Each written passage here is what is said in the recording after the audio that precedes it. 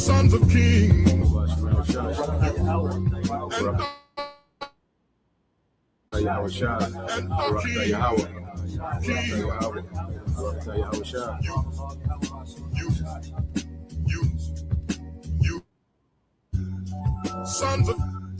Sons of kings. Bless you, brother. King. And what is our destiny? To be in this truth. Be in this truth and to make it to the end. As it is written, to finish the work. Like Yahweh Shai said. Have finished the work. You know?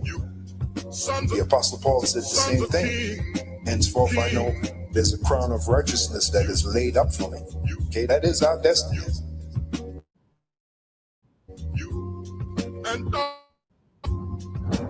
For you, the ministers of our God, ye shall eat the riches of the Gentiles, and in their glory shall ye boast yourselves.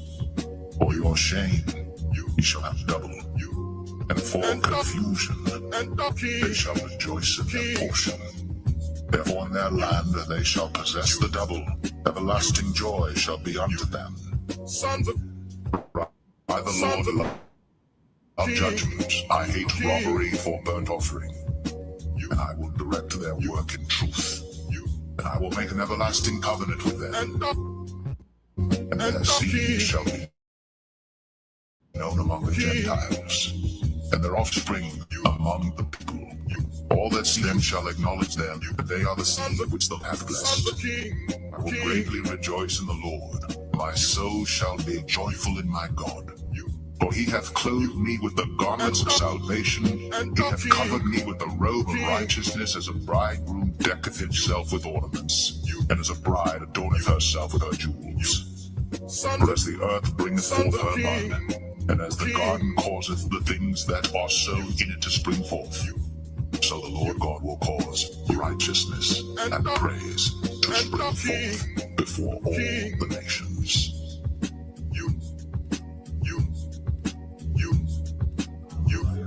Sons of kings. And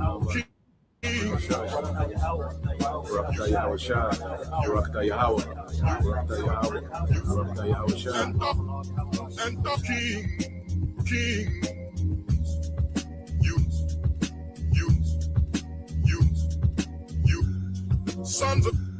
Sons of king.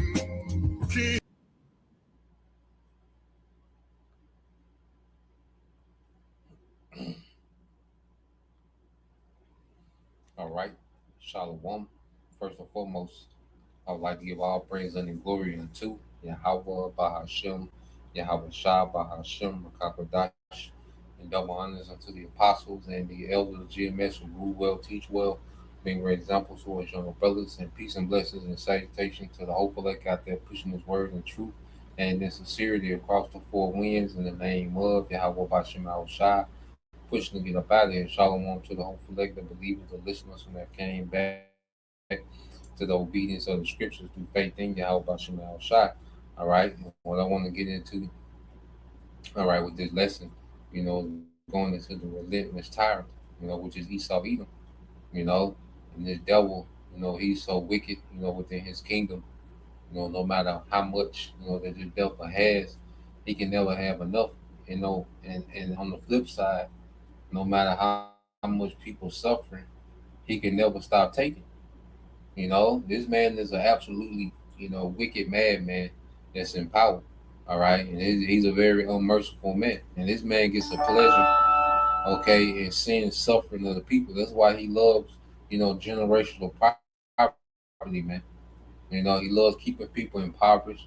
He loves, having people depend on him and intentionally disappoint them, man.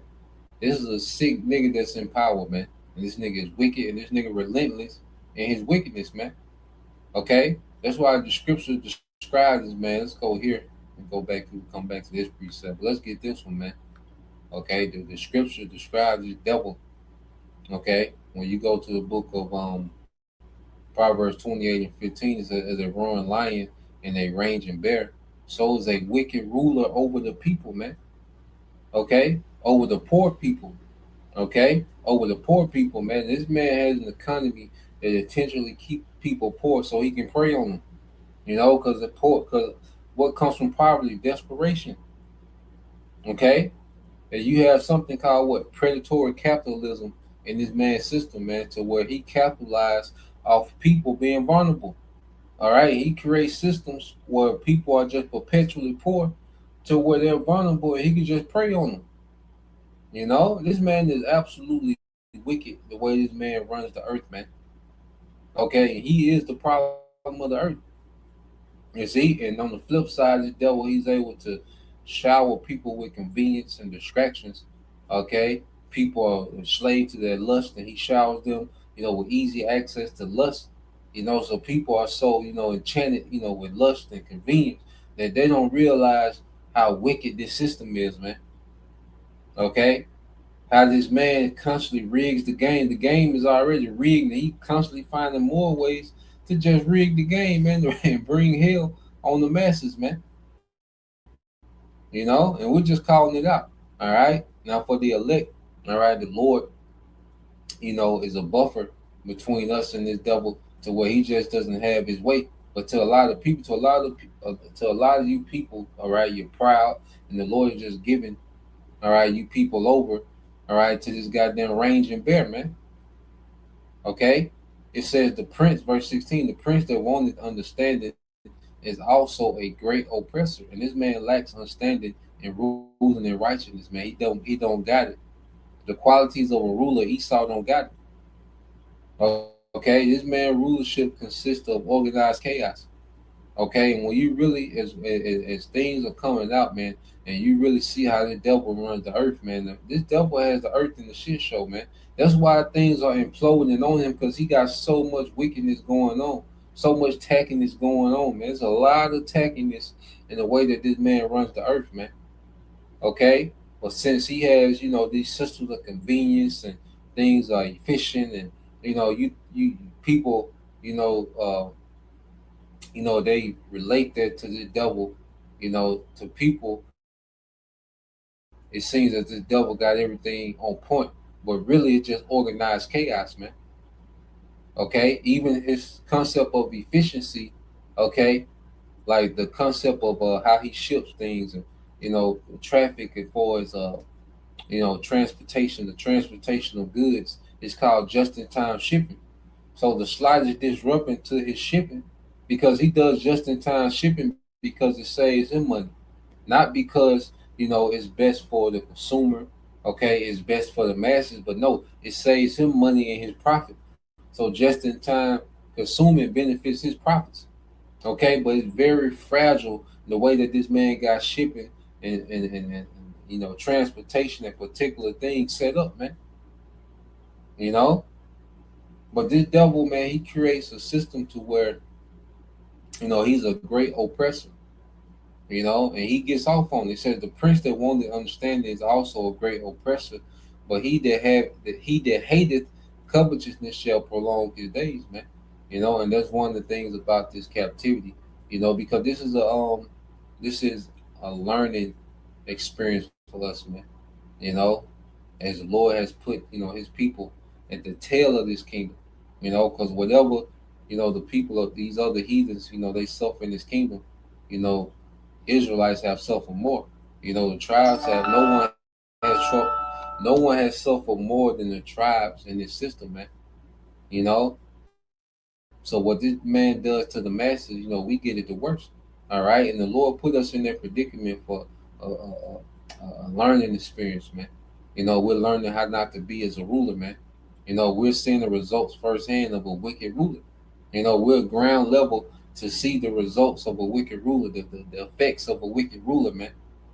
Okay, and what it does to the people, what it does to the earth, you know. So we're ground zero, so we can see how not to be when we get in power, man. Okay, and that's why as we get to that point to where the lesson learned, the Lord is getting ready to wrap this nigga up, man. Okay, because this nigga here, man, like he gets off on oppressing the poor. Let's go here. Let's get this in the book of Proverbs. I think that's 4. All right, and 16. Okay, it says, "For they sleep not, except they have done mischief, and their sleep is taken away unless they cause some to fall, man. So this man is all about mischief, man. He's all about finding new ways to oppress people, new ways to poison people, new ways to make people suffer, new ways to disappoint people, new ways to cause division amongst people, break up homes, break up families, destroy the children, destroy the women. All right, beat down the men. Okay, this is what the devil is all about. Okay, as I said, their sleep is taken away unless they cause some to fall. Okay, this devil gets off on this, man. He loves people in these dire. He loves to have people in these dire situations, man. This is a sick nigga that runs the earth, man. Okay, and the earth has an Edomite problem. Okay, but here it is. You have our people, simple as hell. Their main gripe on the internet is men teaching the Bible. Okay, Jake, so-called black men, so-called Latinos, Native Americans teaching the Bible is the problem of the planet Earth. That needs to be addressed. Okay, but the way that this man runs the earth, nothing needs to be done. All right, and that's why the Lord is finna give you niggas over more and more to Esau, man. Okay, the Lord is finna let Esau really have his way with the masses, man. You tribes, man. Okay, now you go here to Isaiah 14:6. It says, I started verse 5. It said, the Lord had broken the staff of the wicked and the scepter of the rulers, man, because the Lord is not going to allow the devil to keep ruling the earth in this fashion, man. We serve a merciful power, okay? The Lord ain't finna keep letting the devil, just rule the earth in this fashion, man. Destroying the earth and everything, every living thing in it, man. Man, this man is just destroying life, okay? As if this devil was continuing to rule, the earth would be uninhabitable, man. Okay, it said the Lord had broken the staff of the wicked and the scepter of the rulers. He smote the people in a wrath with a continuous stroke. He that ruled the nations in anger is persecuted and none hindered, man. And this is the devil. All right, this devil ruled the nations in anger. Okay, and none persecuted because no one can stop this man from ruling the way he rules the earth, except the Most High. That's why it's going to take Yahweh Shai coming back. All right, to overthrow this man. Okay, because this devil will keep going. All right, he's relentless. That's why when you go into this word, we'll get it. It's Isaiah 14:6. It says, you struck the people with endless blows of rage and held the nations in your angry grip with unrelenting tyranny. Okay, with unrelenting tyranny, man. This is how the man rules the earth. Okay, with endless blows, man. It's just one thing after another, man. He come up with this new scheme, this new way to oppress us, just one after another. It's like blow after blow, man. It's like someone that's defeated, beaten down, man. He's just standing on top of them, blow after blow, man. Okay, that's how this man rules the earth with just unrelenting tyranny, man.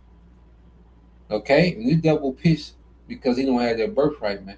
That's the source of this devil's anger that this devil don't have that birthright, man. Okay, and they take it out on the planet Earth. You see, so when you go to this word real quick, look at this word relentless. All right, so when you go into this word relentless, they got a video. Okay, and you people, you vote for this man, and all right, you make excuses for this devil, man. And it's a very toxic relationship that Esau has with people. Okay, it's a very toxic relationship that he has with the people of the earth, man. All right, and you people, all right, you love the convenience and the nightlife and the partying, and you can buffet on your lust, okay, as much as you want, okay. You love the clout, the social media, you love that part of it, okay. But here it is when it comes to the essentials of life, man. This man treats you worse and worse by the year. Okay, he's relentless. Okay, with the oppression, man. All right, he said relentless describes something that is harsh, unforgiving, and never stops, or someone who is unyieldingly, all right, determined and refuses to give up. It signifies consistent intensity or persistent, man. Okay, and this man is constant, all right, in his intensity and his persistent in oppression, man. Unforgiving, it never stops. Something that is harsh, unforgiving, it never stops. Okay, and that's all I could think about when I was watching this video dealing with how he's doing with the housing market, man, with living in general. People are being priced out of the ability to just live in the earth, to exist in the earth, man. Okay, that's why unaliving people, unaliving themselves is going up, man, because this man makes it to where you can't afford to exist, man. How wicked is this nigga, man? Okay, I'm gonna read this again and we'll segue to the video. It said, relentless describes something that is harsh, unforgiving, and never stops, or someone who is unyieldingly determined and refuses to give up, man. And this is why the Lord has to intervene to stop this man. All right, this is why Yahweh Shai is coming to wage war. Okay, this is why Yahweh Shai is coming to wage war, man, because this man will not stop. Okay, this nigga will keep going, man, till there is nothing left. No flesh will make it. This man was to keep going. So let's go here.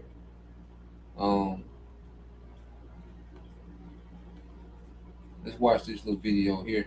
Okay, and just look at just how relentless this nigga is when it comes to oppressing the masses, man. All right, the hell this nigga doing?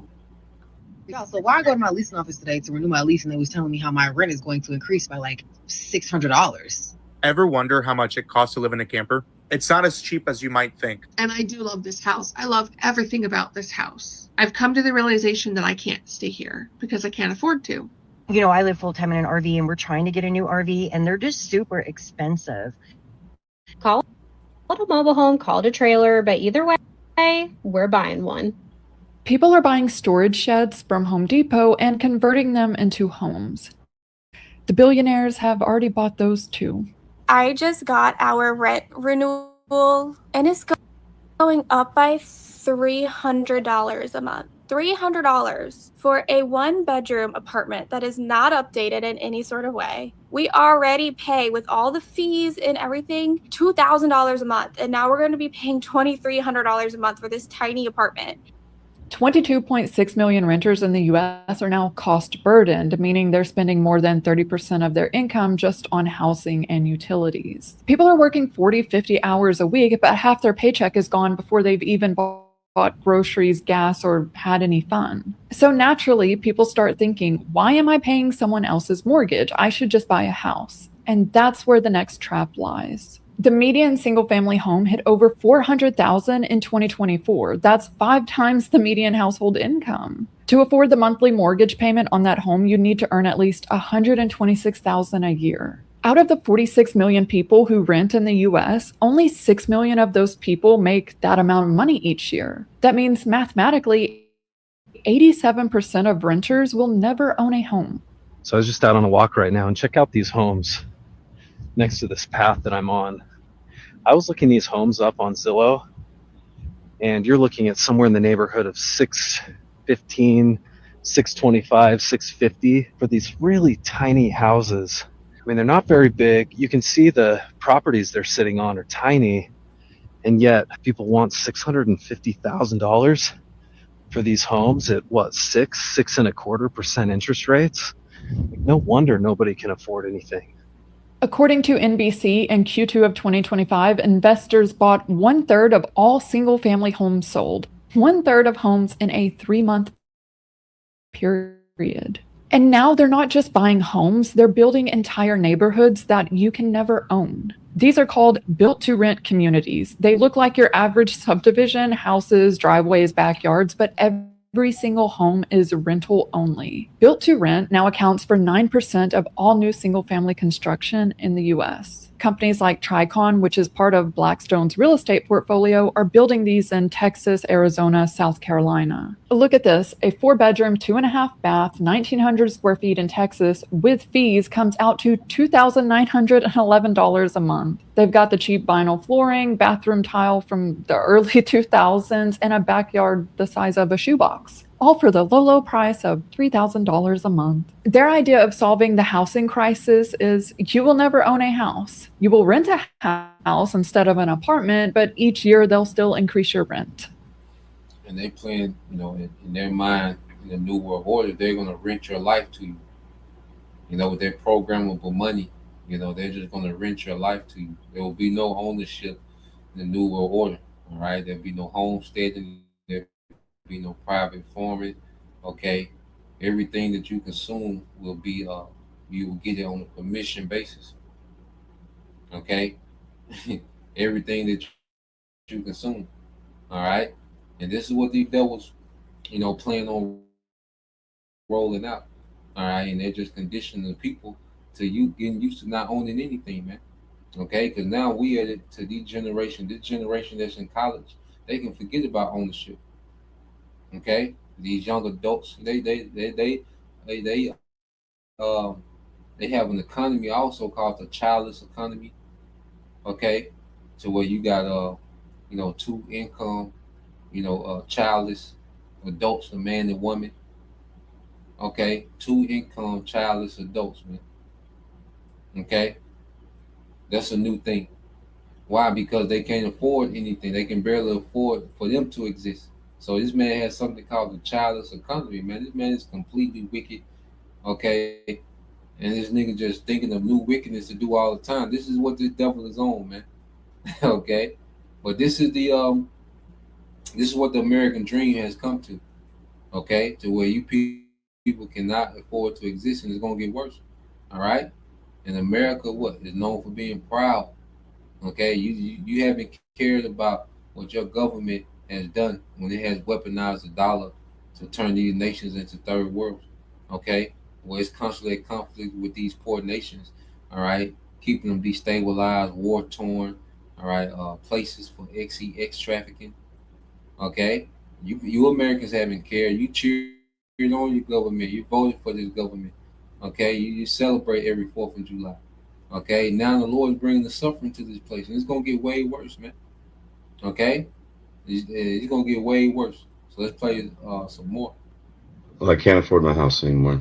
My mortgage just went up. When I first purchased this house, it was $169,000. And with all of the insurance and stuff added in, my monthly payment was $14.50 a month. Then my mortgage goes up and they say, oh, the cost of materials have gone up. So in case anything happens to your house, we'd have to rebuild it. So the insurance has gone up. And then the value of the property went up. My payment went from $14.50 to $17.40. My mortgage is now $2,500 a month. So it went from $14.50 to now $2,500.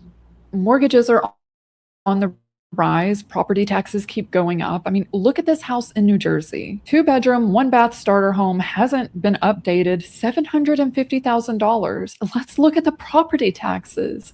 They jumped 93% from 2024 to 2025. The property tax bill is now over $20,000. The insanity that used to be a down payment. After rent, utilities, car payment, and every other bill, how is anyone supposed to save up for a $750,000 starter home that comes with a $20,000 tax bill? They can't. And the reality is, for a lot of people who have bought, they're realizing that they can't afford it, so they're trying to sell. In Austin, Texas, 4.2% of homeowners are upside down. In Cape Coral, Florida, it's 7.8%. Foreclosures are up 14% from 2024. Sellers are removing their listings because they don't want to go below what they initially paid. We can see it on this listing. On Google Trends, sell my house keeps trending, and a top related query is sell my house fast. People aren't just casually listing their homes, they need out of their mortgage. The economy got so bad, bro, we about to sell the house. The house is paid for, but there's still bills, there's still taxes, there's still maintenance on the house. And light bill was $450. The water bill this month was $250. And it ain't nothing but two of us in this house. Get a trailer, man. Go buy a little small land in Tennessee somewhere, man. We can't do this city no more, man. It's getting hard. And if it's this bad for people who are still working, imagine the people on a fixed income who have retired. If a senior bought a home for $200,000, paid it off over 30 years, and that home is now valued at $2 million, they owe taxes on a $2 million asset, even though they've never owned $2 million. They're on a fixed income, and when they can't pay, the state can and does foreclose. Adults over 65 are now the fastest growing homeless demographic in the country. Congratulations on paying off your house. Thank you. I finally own my home. I love that for you. I'll pay property taxes. For what? For owning the home. But I already paid for the home. Yes. That was for the structure. And the land? That's rented. For who? Us. For how long? Forever. And if I stop paying, we take the house. But I bought it. Correct. And now you maintain it for us. So this is renting. No. This is home ownership. So what did I actually buy? A lifetime subscription with surprise price increases. But if you can't afford a traditional home, there are alternatives, modular or manufactured homes built in a factory. It's the next layer down in the funnel. For years, this was considered a real path to affordable home ownership. Today, over 20 million Americans live in manufactured homes. There were over 26,000 shipments in the first quarter of 2025 alone. That's up nearly 8% from 2024. But the average cost of a new manufactured home is now $109,000. Multi-section homes, the larger ones, are on average $164,000. But that doesn't include land. You need somewhere to put it. And just like everything else, land prices are skyrocketing. Many people place their manufactured home on a rented lot. You own the home, but you rent the small plot of land underneath it. Just like how billionaires are buying up all the single-family homes, they're also buying these manufactured home lots. 23 private equity firms now own more than 1,900 manufactured home parks with over 400,000 land lots. They're becoming landlords, literally. Paul Bojanic owns his manufactured home, but rents the lot it sits on in the Copper Sun 55 and up community. This summer, he got a notice. Oh my God, I'm going to have a heart attack. That his rent would be increasing to market value from roughly $600 to over $1,100. I couldn't believe the amount of money that it's gone up. I mean, we're a community of retirees, people with disabilities. Moving a manufactured home costs between $5,000 and $15,000, with many of these homes being too old to actually move. So people become trapped. And when they can't pay and they need to leave, guess who buys their home? The same people who trapped them. According to investors, it's become one of the highest returning assets in real estate because of one simple truth. People have nowhere else to go. But it gets worse. Clayton Homes controls over 50% of the manufactured home market, and they're owned by none other than Warren Buffett's Berkshire Hathaway. But Berkshire didn't just buy the factory, they've bought the entire pipeline. Clayton builds the homes. Vanderbilt Mortgage and 21st Mortgage, both Berkshire subsidiaries, finance the loan. Home First Agency, another subsidiary, sells the insurance. And Berkshire has investments in companies that are buying the land underneath the home. These people manufacture the home, they finance it, they insure it, and when people can't pay, they take it back. One company owns the entire life cycle from factory to foreclosure. The CFPB is currently suing Vanderbilt. They allege Vanderbilt handed out mortgages knowing people couldn't pay. In one case, their own calculation showed a family of 5 would have $57 left in monthly income after the mortgage payment. Just $57, and they approved the loan anyway. So these people are going into debt for these homes, and look at what they're getting. And so let this be your daily reminder to never buy a Clayton home. They use what they apparently call conjoleum. They tried to tell us that it was an upgraded version of linoleum. So this is particle board. This is the floor, and I'll just show you. This is literally that. Like, look how thin that is. Imagine being so excited to find your first home, and just months after moving in, it is covered in mold. It is a 2022 manufactured home, modular home, whatever you want to call it, a trailer. We went through Clayton Homes, and instantly we started having issues. If you are considering getting a mobile home, please, please, please do not buy Clayton. This problem right here has been fixed 3 times. It's actively raining outside, like heavy thunderstorm, and this is I had to cut the power to my stove. Like, I can't even cook right now. So I was contracted to work on this mobile home. I had to replace some of the vinyl. I was surprised at what's under the vinyl. There is no plywood. There's this cardboard. And under that cardboard is the insulation. And on the side of the insulation is the sheetrock. That's something. I've never seen a structure that you live in that didn't have OSB minimum on the exterior of the structure. This is some of the cheapest stuff. This is cheap. You're living in a cardboard house. I'm not here to shame anyone for purchasing a manual. And the devil has it set up now to where, everything that's newer, is built, all right, cheap, from cars to houses to phones, anything that's made newer, it's all about profit now. Quality's out the window. He's conditioned people to be such a consumer, to get the latest, that people don't care about quality. People care about the latest now. People trade in, mobile homes to get a newer motor home. People trade in cars and then pay for it to get newer cars. So people are so consumer minded that he's all about, profit. Okay, he doesn't care about any quality, man. There was a time when products used to have, a quality to it, but now everything, is profit based, man. Okay, and poorly made. That's why the scriptures speak about the different kingdoms. You have the head of gold, all right, the arms of silver, all right, the thighs of brass, okay, the legs of iron, and then, all right, the feet of iron and clay.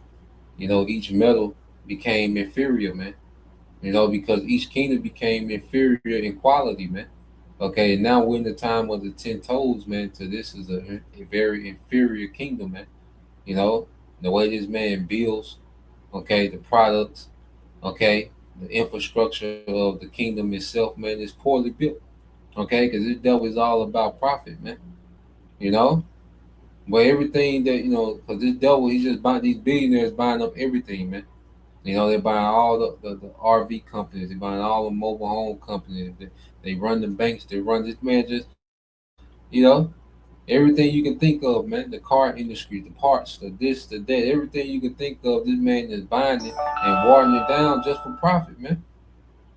This is a very low quality kingdom, man. Okay, this is a goddamn paper kingdom that this man is running. Okay, so let's play a little more of this. Manufactured home, but I will shame this quality. People think they're buying an affordable housing option when in reality, just like so many products today, it's built as cheaply as possible and sold at the highest possible price. When owning a traditional home is out of reach, what's left? Social media calls it van life. We need to call van life what it actually is. It's displacement. Over 480,000 Americans now live in RVs full time. That's double the 2021 figure. And the crazy part, it used to be that manufactured home production outpaced RV production by 18%, but that's no longer the case. RV production now outpaces manufactured homes by a ratio of 4-1. And remember Berkshire Hathaway, they own Clayton Homes and the mortgage companies? Well, they also own 3 of the largest RV brands in the US. The pattern is simple. Make traditional homes unaffordable, buy up the alternatives, and then make those unaffordable as well. They understand that when rent is astronomical, we will look for alternative living solutions, and they've already bought them.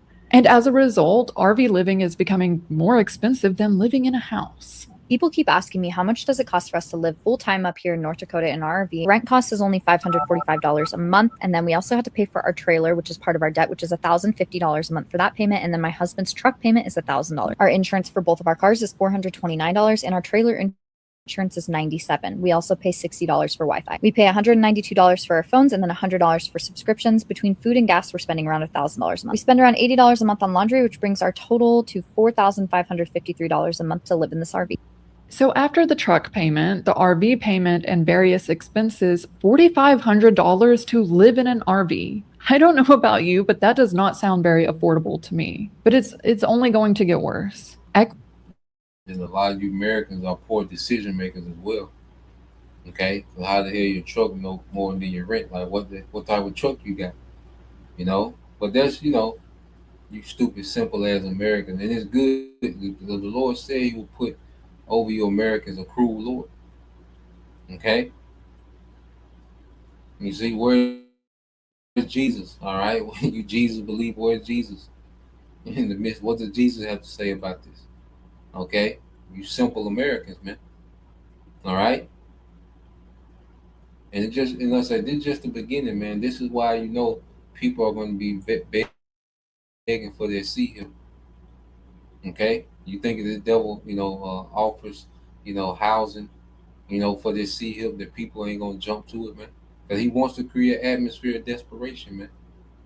Okay, and no matter how bad, all right, your government, all right, these corporations do you people, okay, you're gonna bow down.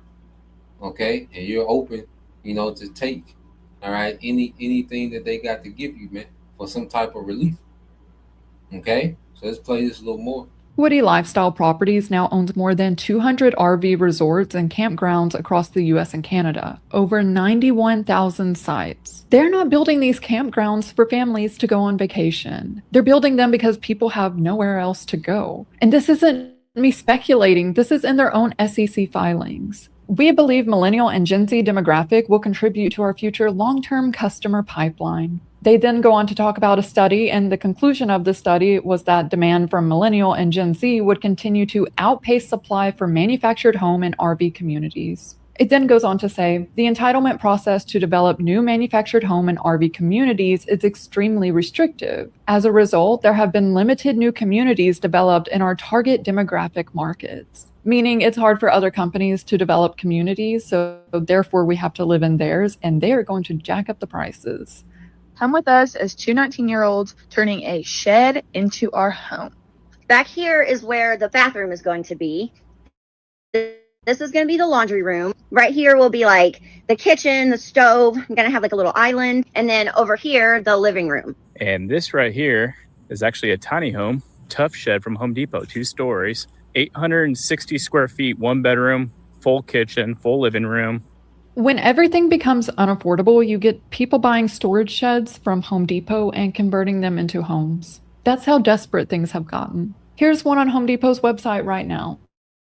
A build-it-yourself kit, 10 by 12 feet, $3,343. It's clearly a shed, but look at the description. The Windmere has shed DNA, but begs to be more than a storage shed. They know exactly who's buying these and what they're doing with them. And the reviews confirm it. People are converting these into tiny homes, adding plumbing, electricity. It's the new affordable option. And they're now building these sheds to look more like house than shed. They come with windows and upstairs, siding, the works. Looking at this, it made me wonder, is private equity involved in the shed industry? And I don't know why I thought the answer could be anything other than, of course they are. Cyprium Partners made a $30 million investment in backyard products, and by 2017, their COO was bragging that they were producing more storage sheds than anyone in North America. And he specifically noted that accessory dwelling units were an emerging category. Even in 2017, they noticed people converting these sheds into living spaces and thought, let's capitalize on that. That Home Depot shed I just showed you, it's one of 7 brands owned by Backyard Products, the same company that received private equity backing. Billionaires are buying up every affordable housing alternative, things that arguably shouldn't even count as alternatives in the first place. So what are people supposed to do? Be homeless? No, because the Supreme Court made that illegal in 2024. So then it's the for-profit prisons, the $4 billion industry where private equity is already. Only thing left is the nukes, man. You know, you Americans have nothing to look forward to live for. It's over. All this college and, you know, all these American dreams and American pastimes, and it's over. Okay? Esau, Edom, these billionaires, all right, have absolutely full control, okay, of the American population. All right? Your government, okay, has been bought off, and they don't give a damn what these billionaires do with you, man. Okay? And all you people, you know, you love to post, you know, what you're doing on YouTube, and they looking at that, and then they just go buy the whole industry. You know, you post your shed, your tiny homes, and what do? They go buy their whole industry and make that unaffordable too. Okay? These niggas not gonna stop, man, until the Lord, okay, intervenes, man. And this is why, you know, we're just waiting on our power, you know, because we in the midst of it too. We catch hell. We got our, you know, ups and downs and shortcomings. You know, we in the mix, okay? Hey, but we all right. Hey, the Lord look out for us, man. You know, hey, you know, everybody got their different situation, but we got what we need to endure to the end. You know, we got enough for the day. You see? And we know, all right, that the Lord is getting ready to stop this nigga, man. So let's go here. Okay? Let's go here, man.